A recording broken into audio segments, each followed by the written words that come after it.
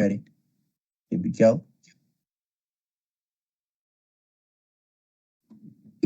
How y'all doing? This is I wanted to welcome y'all to our platform, Bobby and Melissa. Yes, sir. How y'all doing? I'm doing good, man. How y'all feeling? Pretty good, man. Doing good. I want to welcome y'all to What the Fellas Think, and I want to, on behalf of What the Fellas Think, thank y'all for coming on. Y'all, we're excited to talk to you. We're excited to get to know about your profession, the real estate industry, understand a lot more about it. Let's queue up and have a good time, fellas. Oh man, appreciate it. Yes. How y'all feeling now? We're doing good. How are you guys? Doing Definitely great. Thanks good. for asking. Perfect. We did look at your website. We did look at a couple of properties too, but I wanted to discuss what type of properties you guys specialize in. Oh yeah, we pretty much specialize from residential all the way up to commercial properties. Melissa has closed on Melissa has closed on laundromats, six unit properties, 8 units, all the way up to 20 unit properties. So pretty much anything real estate we can get done for you guys or anybody that's looking in the market. And I'll let Melissa piggyback off that and you pretty much hit it all. We do mixed use, commercial, residential, condos, whatever you're really looking for. We can definitely help you find it and get you closed. Do you guys really specialize in just Chicago, or is it like all over Illinois? Or yeah, we do all of Chicagoland suburbs. Just because I drive everywhere, I like to stick to Chicagoland area. So north suburbs, south suburbs, everywhere from Evanston to Aurora. I've even been to like DeKalb and closed deals all the way in Mendota, Illinois, which is very far, and Marcellus, so very far. Which is kind of close, kind of going towards down there in Bloomington, where we went to school at. Now, me, myself, I can pretty much work from my laptop. I can do loans in 48 states. The only loans I can't do in the States are Hawaii and New York right now. So pretty much I can do everything from my laptop. So she drives around a lot, and I always give her a little shit about it. You know what I mean? That she got to drive around. Because I used to be a real estate agent when I first started for about 6 months. But I didn't like that people couldn't make up their mind. You know what I mean? And I took this one client on maybe 20 showings over a 2-month period, and they told me they was gonna rent. Man, I was like, if you don't sign this contract right now. But loans kind of fell in my lap though. I got a finance background. I went to school for finance. I did 3 years of accounting, working for a small company doing their accounting process, and it kind of fell in my lap. So I'm good with numbers. So it was just the best process for me, pretty much stepping into it. What would you say is some of the most challenging aspects about you guys' profession? I'll let you go first. Challenging everything. Honestly, just I don't think of it as challenging, right?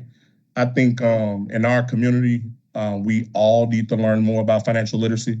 Yes. I do think that's a challenge if you want to take it like that, but I take it as an opportunity to teach when I can and the best way I can. But any other aspects I would say is challenging is what would you say? My personality the way it is, I don't think anything's challenging. I figure out how to tackle it and see how to see my way through it. You know what I mean? Just to put it behind me. But I would say that's the one thing that's kind of challenging, just teaching financial literacy. Yeah, teaching it. And mine is just mostly wearing multiple hats, just because not only am I your realtor, sometimes I turn into a therapist. After that, I turn into, there's so many different hats that we have to wear. So for me, it's just, I'm so sorry. But for me, it's just the multiple hats. People call me at 1 a.m. and I love to reply if I'm up. You know what I'm saying? So it's just finding that work-life balance, because in this industry, you're an entrepreneur. So if you don't work, you don't get paid. So. Hey, could you share your educational background with the audience? Yes. So I have a bachelor in business management from Arizona State University. I come from a family of realtors and real estate investors. So me getting my real estate license, my mom retired being a realtor, and we just kept hiring realtors. We do fix and flips for a living, so it just made sense for me to get my license, and I just fell in love with it, and I just been successful ever since. So it's been a journey. And we're investors ourselves, right? So when we do get clients that want to invest into the real estate market, we kind of can hold their hand and teach them things from our own experience, right? I think experience is the best teacher. A lot of people kind of, like everything with life, right? You can read it in the book. Somebody can tell you, but until you do it yourself and follow your face and learn from those mistakes, you pretty much won't know what to do when that obstacles is right there in your face, right? So that's what we come in. We pretty much tell people the do's and don'ts of investments, the do's and don'ts of buying a first-time home buyer, buying a property, buying a single-family property versus a townhome, versus a condo, versus a multi-unit. Okay, do you guys now? I myself, I've been a first-time home buyer, and I've been in my house going on 5 years now, and I say I've grown to learn a lot about the process because Yes, sir. I'm gonna tell you my struggle. Me and my wife, we spent thousands on our property just to get it fixed up. Now, when we first look at it, they do all the cosmetic work in Chicago. At least in my area, the south side of Chicago. And they got us. Because when we got in the house, I have to say they got us, but they got us. Was it a flip property? Did y'all buy it from a LLC? Yeah, from the LLC. So you just have to be really careful with those and really get a good inspector, right? Get a good inspector and make sure you shop inspectors, because I see a lot in this market today, just because funds might be tight, they're going with the cheapest investor, and then they run into that problem right there where they get in and then they have to spend $10,000 to make it livable. So that's really unfortunate you got caught up like that. But a good inspector definitely will help that, as well as if you're moving outside of Chicago, especially like south suburbs, a lot of those suburbs, they require city inspections. So that's just a whole nother inspection that helps the buyer, and they don't let the seller sell it to the buyer in any type of condition. So there's a lot of different cities that have those inspections, which can be a pain as a seller, but as a buyer, it's just like an extra cushion, to avoid buying a lemon, That's what I wish I had known, because I'm not gonna lie to you. Me and my wife, we spent thousands. I mean, we fixed foundational issues, plumbing issues. We just now had to get our main sewer line repaired, and we did a remodel to our bathroom. We still got to do stack pipe issues, which cast iron stack pipes. Yeah, we know all about it. Yeah. Hey, I got a question for you, Brandon. Yeah. Brandon, I got a question for you. This What's house up? that you bought, was it owned by the three little pigs? Because I heard it huffed and puffed and blew it down. The issues you had. Oh, that's a good one. That's a good one. Yeah. Hey, did you get an inspection? Did you get an inspection on the property? You did? Where I messed up with that is I didn't necessarily be here to say, hey, point this out or do that. I just kind of let them do their thing, and deliver. It really was.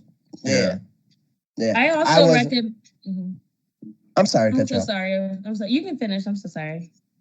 I also learning from that realized that I should have got a double inspection to check, because my realtor actually had his own inspector. He used his, and I should have got one of my own and did my own research, like you said. That's because we wouldn't have had all these issues, or at least would have got corrected. Right. And a lot of times, bro, a lot of stuff is unavoidable. You know what I mean? And that's when I teach people, when you do buy these homes, make sure you got a decent amount of reserves on hand just in case life happens. You know what I mean? You can't see everything yourself. The inspector can't find everything out just in one inspection, right? A lot of stuff you won't find out until you live in the property. You know what I mean? That's why I always tell people, like, when you live in the property, that's when you really understand what's really wrong with the property. You get to feel the bones, the guts, and everything of the property, right? And due to the fact that they sold that to you, man, That's crazy. That's because they knew exactly what they were doing. Yeah. They knew exactly what they were doing. But when we sold our flip, man, we didn't want to do that to nobody. A lot of stuff we probably could have cut corners and still sold the property and made a profit off of it. But we knew it was going to be a first-time home buyer. Even if it wasn't a first-time home buyer, we just didn't want that on our conscience. So the little things we did have to fix, we spent the extra couple $1,000s just to get it fixed. And I also recommend with the inspector bringing a contractor in, just because they can kind of gauge like, hey, this might be too much of a project to move into. So I definitely recommend that, because inspectors cannot give you costs. So they can just tell you what's wrong with it, not necessarily how much it is to fix. And, being an educated person, you might think like, oh, this might just cost this much, but it might cost way more than you think. And then there's way more problems, and then you're stuck with the lemon that, it's just not good. It's no good. Yeah. That's true. That's true. Yeah. One thing me and my wife have been trying to do with our property now is just build up the value as best we can to try to sell it. Because we have added a garage. Like I said, we've done the bathroom. We're planning on doing a third bathroom in the basement and just adding more to it. But in your opinion, your professional opinions, what's the best way to add value to your house? So I would say make sure your kitchen is amazing, because kitchens sell, bathrooms sell. I'm seeing new technology sells, like those Nest, thermostats, solar panels definitely help. Just energy efficient like products definitely raise value. I would also say bringing just curb appeal. That definitely brings value, but just make sure you see what's in your market and do not outprice yourself. Because what I see is when I sell a lot of people's homes, they expect a certain number, and I can only give them facts and comps that, are in their market that make sense. And sometimes they spend so much money to improve their property, but in their area, properties only sell for, X amount of dollars, and even with improvements. So just make sure you don't outprice yourselves, because we made that mistake with our first flip. And we marble countertops and, did the whole 9 yards. And then we still had to, adjust to the market price. With that, you're saying market price, like, how does that what determines that market price though? Because it's like a house compared to your house, or it's just houses in the area? So it's a house within 1 mile. It has the same amount of bedrooms, bathrooms, square footage. So within 1 mile, so 360 within 1 mile in the same town. So you can't compare South Holland to Dalton or Naperville to Bolingbrook. Yeah. So what happens if there's no house comparable in that 1 mile? There's off-market houses. Houses are always selling, so we're able to pull comps on and off market. So there's always going to be comps, and there's many calculations just to cost approach. There's 3 different cost approaches just to decide what is this home worth. So there's always going to be comps or a way to figure out the value. And licensed appraisers determine the value of your home. These are people doing these analyses and these calculations. 9 out of 10 times they're correct with their analysis. They do make mistakes, but you are able to, as a home seller and a home buyer, get a second and third appraisal to contest that if you feel like the value is too low. Okay. And bring your own comps to the table as well. And that's where it comes to having a good realtor that can bring comps, because I've been in situations on, the buyer side and the seller is fighting the appraisal, and their comps weren't comps. And their seller has no idea this is even going on. So it really matters who you hire to represent you in all your real estate transactions. We are not all created equal when it comes to this real estate and mortgage industry. I kid you not. Now, just for our viewers' purposes, can you explain what comps are so they understand?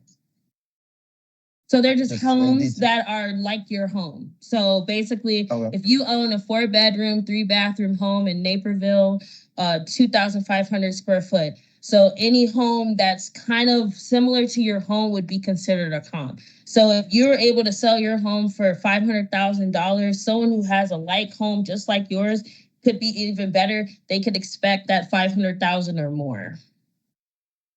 Okay. I'll pass it over to my fellas, and they got a couple questions they want answered, so I'll get some knowledge. Jeremy, Roy, what questions you guys got? Yeah, I have a question. I actually have a triplex, and I came into like an era where I'm not able to get out. So I bought it with FHA, the first time home buyer, right? Smart. And I'm trying to actually like move that over to like a LLC, but I wonder if I had to probably refinance out of it. You know what I'm saying? Like, have you ever had any experience of transitioning from, I guess, FHA to LLC? Yes, absolutely. So what you would have to do, so you bought the home as an FHA, pretty much 3.5% down. Depending on how much equity you have in that home, you can refinance into a investment loan product. But if you don't meet that 20% equity, you would have to bring cash to the table in order to meet that 20% equity, right? Those loans pretty much tend to have higher interest rates. They don't have mortgage insurance on it. So since you bought that home 3 years ago, I'm pretty sure you're paying mortgage insurance right now. True. Okay. True. And what do you think what the appreciation on the property is right now? So actually, I would say, one second, let me actually double check. Rough If I'm estimate. mistaken, I think it's over. It's like 25%. Like it definitely appreciated from the time I bought it. Yeah. So perfect. So that'll be a slam dunk. You can actually use the equity in order to pay for your closing costs when you do pay for title and closing. Now, when you refinance, you're going to pay about $2,000 to $3,000 by doing investment refinance, because you do have to pay title and you do have to pay a lender about 1% of the loan amount in order to get that deal done for you. But you can use the equity, so you're paying no money out of pocket. Okay. Yeah, makes sense. And pretty much, you want to keep, like, we have DSCR loans. They start off at about 575 credit score. But of course, if you have that low of a credit score, you have to have a lower LTV. Now, lower LTV is pretty much described as the loan to value of the property. So if you have a $100,000 property, just to keep it simple, 575, you can do 65% LTV. So that's $65,000 that you have to have as a loan amount. You have to have paid off about $35,000 or 35% of that property in order to qualify at a 575 credit score, right? Of course, a higher credit score, you can get a higher LTV. Everybody wants 700 and above, and you can do an 80% LTV for these investment loans. So credit is king. Yeah, cash is king still, but credit is king when it comes to real estate. Yeah, and speaking of credit, I had a question. Credit is king in this market. Yeah, I had a question about the credit. So I wonder if you guys have like some type of program or know people to actually help the others or the viewers like with credit. You know, some people don't have good credit, so in order to increase it, they don't even know where to go, what option they have to change it. So can you touch base on what do you think about that? No, for sure. I've been in the industry for about 1 second. Can you grab her? So I asked you this question. My daughter, man, she's 3 going on 4. Yeah, she's my biggest cheerleader though. But so when it comes to credit, man, I've seen over probably 1,000 credit reports. So pretty much when I run credit, I can kind of pinpoint what you have to do to improve your credit score. But I do have referral partners that specialize in credit repair. So I do have somebody I can send you to in order to get collections off, hard inquiries off, and just give you an overall understanding on what you have to do to improve your credit. Usually 9 times out of 10, when somebody comes to me with credit that needs to be repaired, I pretty much can tell them what they have to do.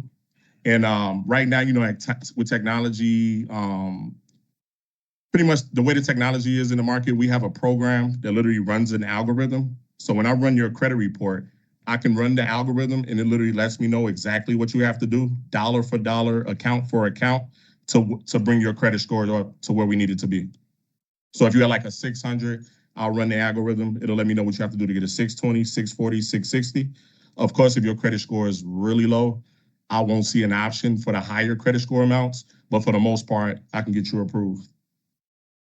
Sounds good. So, Brandon, I think that answered most of the questions. The last one I had is the climate for buyers and sellers in Chicago area right now at the moment. Ooh, so the climate right now, it is warming up, and it's going to be a hot summer. It's really warming up. Right now, it's just spring, And every offer I have written in the last 2 months, it's been highest and best. And what that means is there's so many offers that the seller is calling for your highest and best offer. So credits, a lot of the time is off the table when it comes to highest and best, depending where you're buying at, because people are giving over asking price. So, and they're picking the best offer. So right now it's spring, so summer's about to start. So I just expect it to get hotter, but it's nothing that a great realtor can't handle. Would you say that it's a seller's market right now or a buyer's market right now? Sellers, It's definitely. sellers, yeah, most definitely. But that's not saying you're gonna overspend on every single property, right? Real estate is all about location. Depending on where you're looking at, I know certain places in Chicago, some of the south suburbs of Chicago, you still can have a property, and sellers are still willing to give you seller credits towards these properties, right? And when it comes to seller credits, that is actually money that they can give you to go towards your down payment and closing costs. Now with FHA, you're able to get 6 points, and points are literally percentage points. So a $300,000 property on an FHA loan, you're able to get up to 6%. So that's $6, $12, $18,000 total that they're able to give you towards your down payment and closing costs.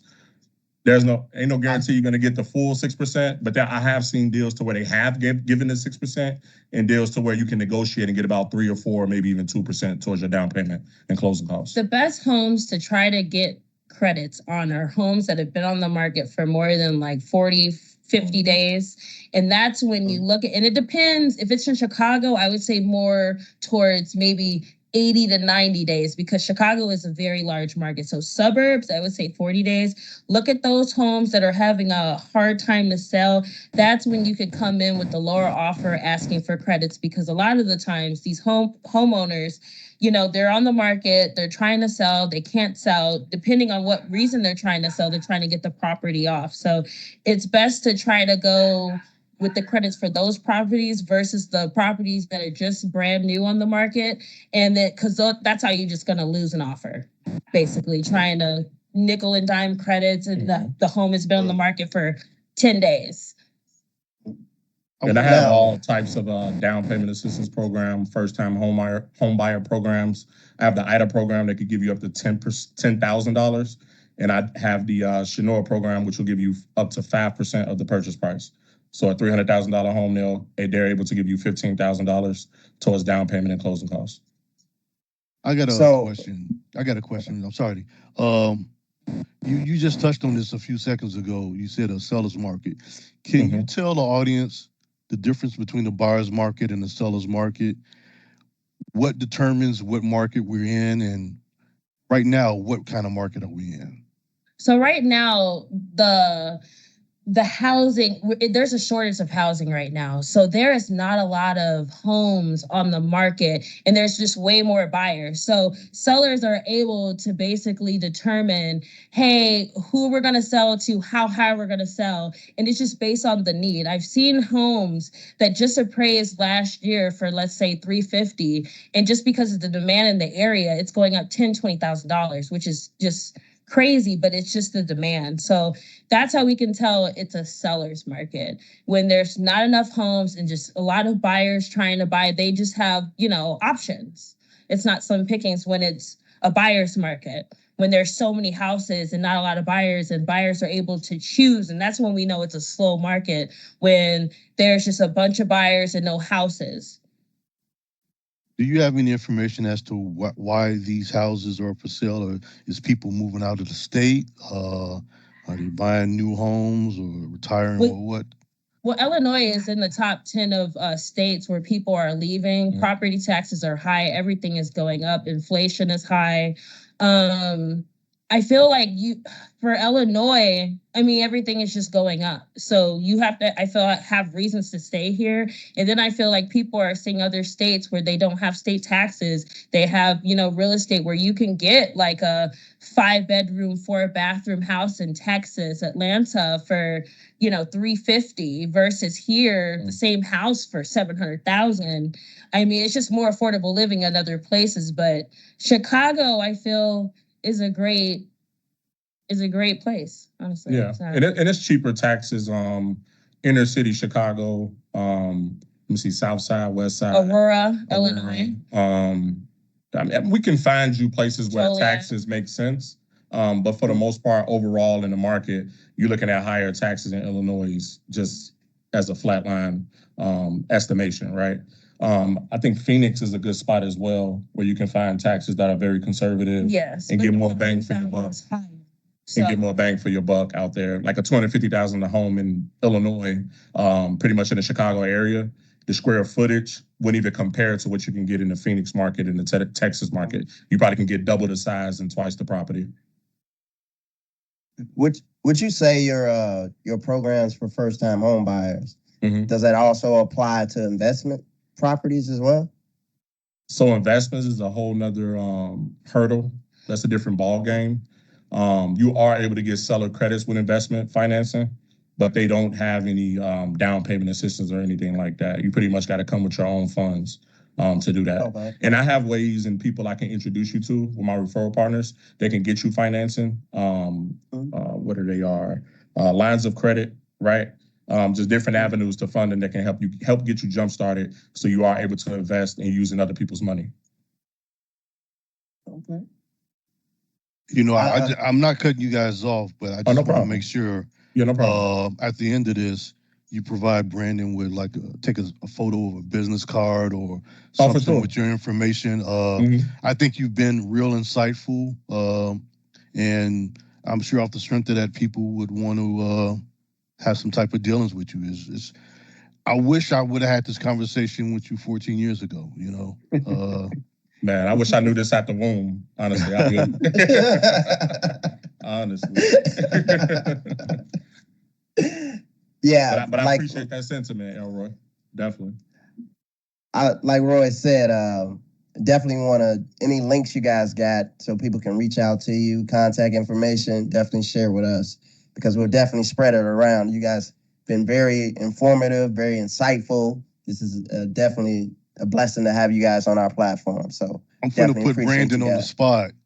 So for their information, go to this website right here. Right. I can tell y'all my Facebook and Instagram and LinkedIn. Pretty much Facebook, Bobby D. Williams.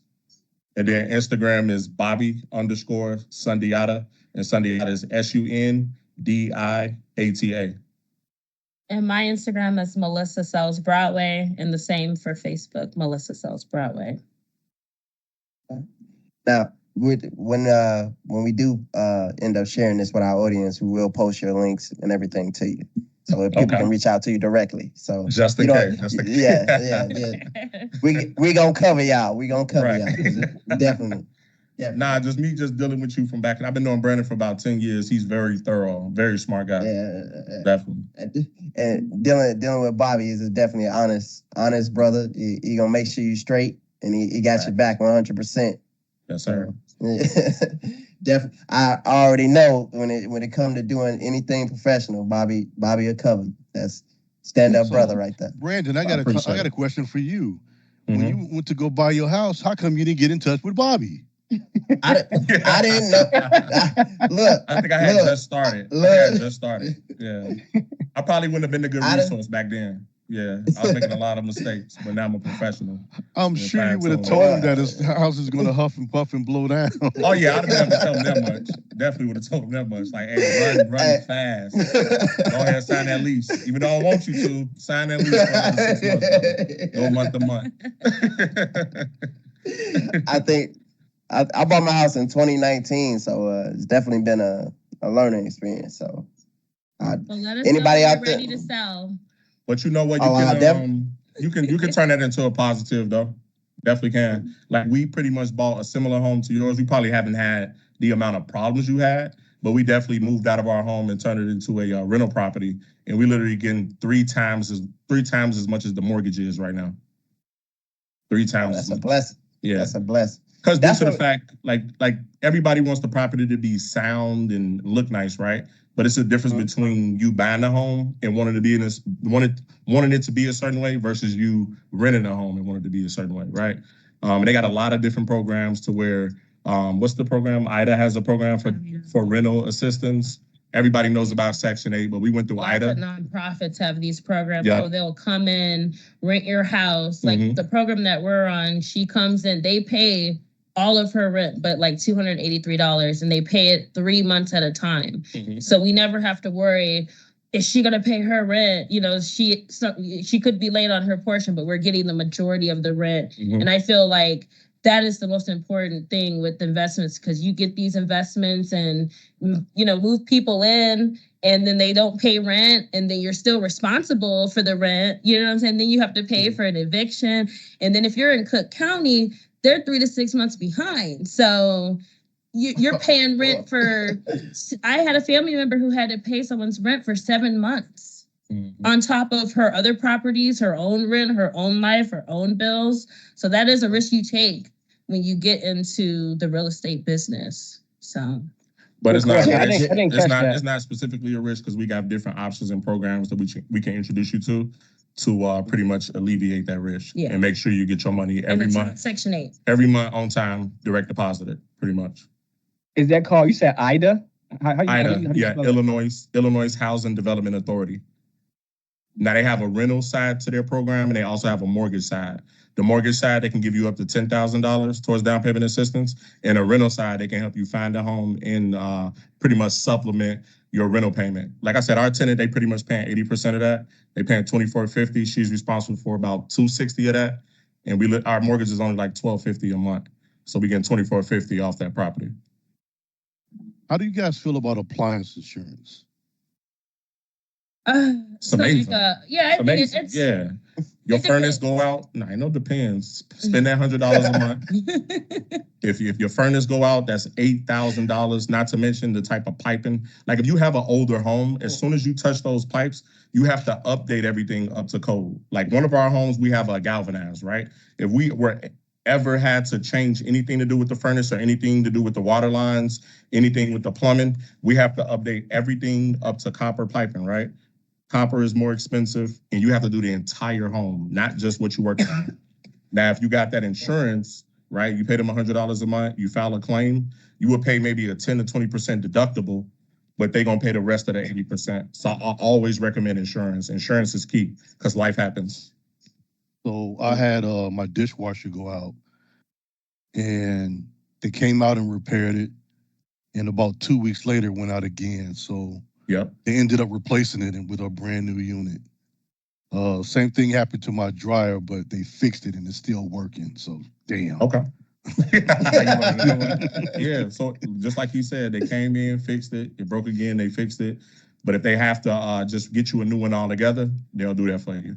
I just say you have to be careful on who you choose, because in the case, I have a cousin who we just closed in the house, and something had went out, and he had one, and they just didn't cover what he needed for his, for his air conditioning. So you just have to be careful who you pick, and then make sure they're just a qualified company. Yes, I don't want to put nobody out there, but it's HWA that I deal with. They've been pretty respectable, and they've came through when I had to make claims.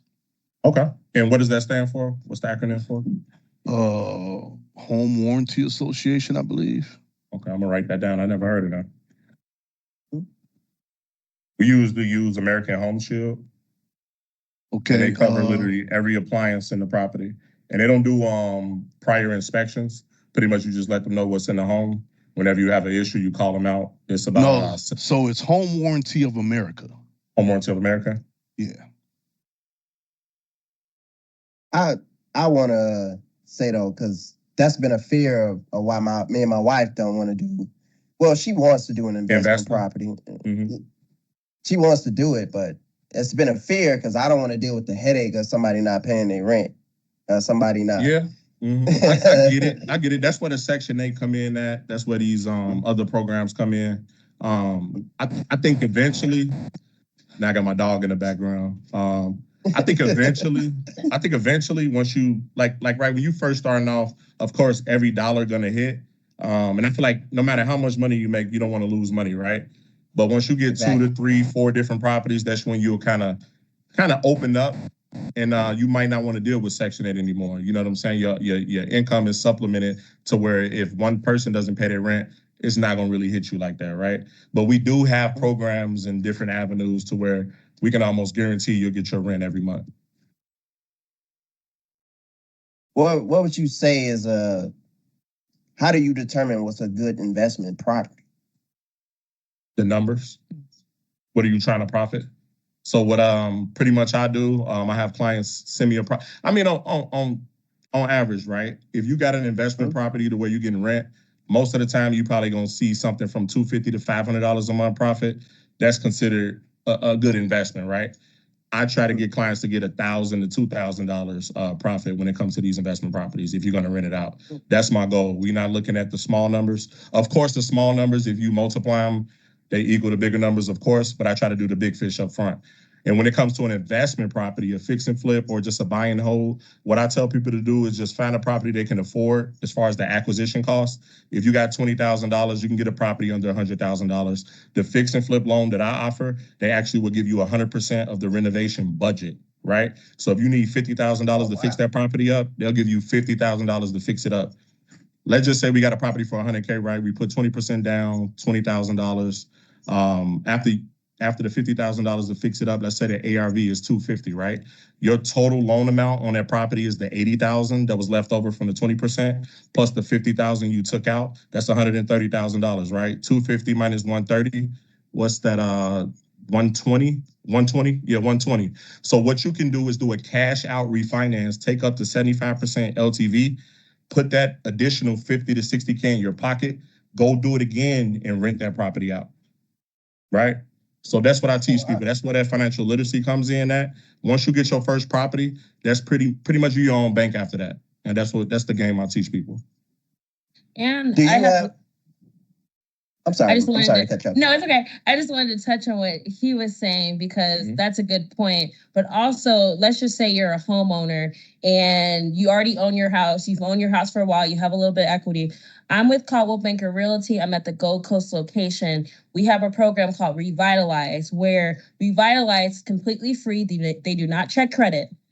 You just have to own the house. You can't be in foreclosure.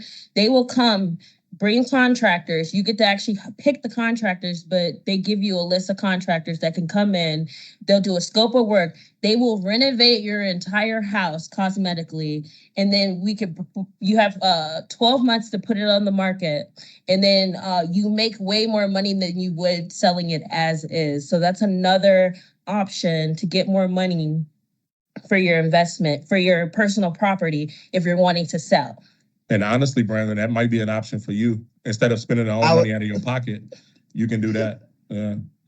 I was just about to ask you. Well, maybe off when we're not recording now.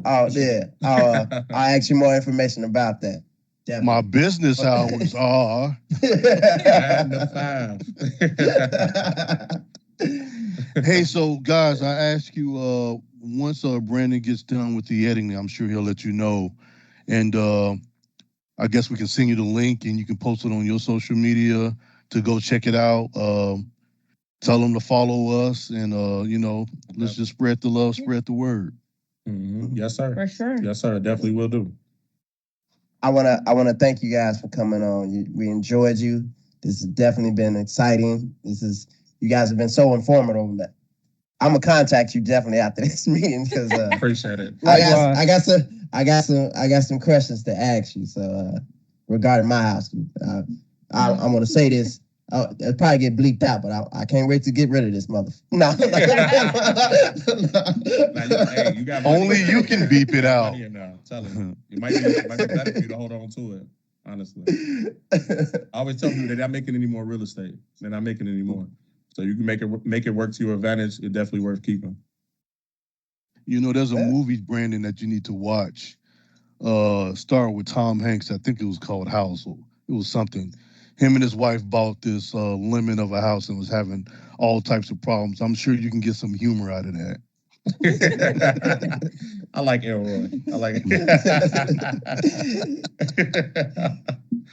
But yes, that document I sent you with the questions, just you can send that back with all your contact information. We'll share that, and then I'm gonna make sure you get a copy of this interview here. So yes, sir. Make sure everything's straight for you, and we'll definitely share on all our platforms, our Instagram page, our YouTube channel, everything for us. So Okay. it's been a blessing having you. I'd like to thank you guys for coming on behalf of the fellas. What the fellas think. You guys have been awesome. Thank you. Thank All you. right, thank Thank you. you. Appreciate y'all, man. Y'all have a good night. All right, take care. All right, y'all. Bye-bye.